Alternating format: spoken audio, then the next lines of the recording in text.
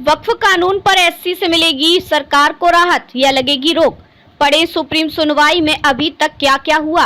देश की सबसे बड़ी अदालत में वक्फ कानून को लेकर बुधवार को सुनवाई हुई, जो करीब 70 मिनट तक चली। इस दौरान वक्फ कानून को लेकर सुप्रीम कोर्ट की टिप्पणी ने केंद्र सरकार की मुश्किलें बढ़ा दी हैं। सुप्रीम कोर्ट में सुनवाई के दौरान वक्फ कानून के खिलाफ याचिका दायर करने वाले याचिकाकर्ताओं ने अपनी दलीलें रखी। वहीं केंद्र सरकार ने भी कानून के बचाव में अपना पक्ष रखा।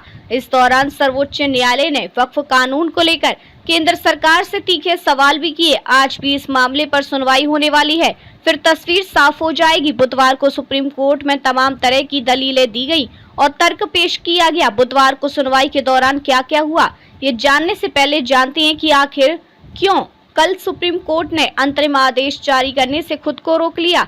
क्यों अंतरिम आदेश से पहले कोर्ट ने सुनवाई जारी रखने का निर्णय लिया। वक्फ कानून से जुड़े 3 संशोधनों को लेकर बुधवार को अंतरिम आदेश आ सकता था। पहला मुद्दा वक्फ बाय यूजर संपत्तियों का डिनोटिफिकेशन, दूसरा मुद्दा वक्फ बोर्ड में गैर मुस्लिम सदस्यों को शामिल करना, तीसरा मुद्दा वक्फ प्रॉपर्टी के विवाद में कलेक्टर को मिले अधिकार। केंद्र सरकार ने अंतरिम आदेश जारी करने से पहले अपनी दलीलें सुनने की अपील की। वक्फ की कमी के चलते सुप्रीम कोर्ट ने वक्फ कानून की सुनवाई आगे बढ़ा दी। बुधवार को सर्वोच्च न्यायालय में वक्फ कानून को लेकर करीब 70 मिनट तक सुनवाई चली। इससे एक बात साफ हो गई कि इस कानून को लेकर सुप्रीम कोर्ट अंतरिम आदेश जारी करेगा, लेकिन अभी तक यह साफ नहीं है कि आखिर अंतरिम आदेश में क्या होगा। क्या सुप्रीम कोर्ट वक्फ कानून पर रोक लगाएगा। वक्फ कानून को लेकर 70 मिनट तक हुई सुनवाई के दौरान चीफ जस्टिस संजीव खन्ना ने केंद्र सरकार से कई तीखे सवाल किए। इससे तस्वीर थोड़ी साफ हो गई है कि आज सुनवाई के बाद वक्फ कानून के 3 संशोधनों को लेकर कोर्ट का अंतरिम आदेश आ जाए। बुधवार को सुनवाई के दौरान सबसे पहले कपिल सिब्बल ने कहा, ये इतना आसान नहीं है। वक्फ सैकड़ों साल पहले बनाया गया है। अब ये 300 साल पुरानी संपत्ति की वक्फ डीड मांगेंगे, यहाँ समस्या है। इस पर सुप्रीम कोर्ट ने कहा, वक्फ बाय यूजर क्यों हटाया गया।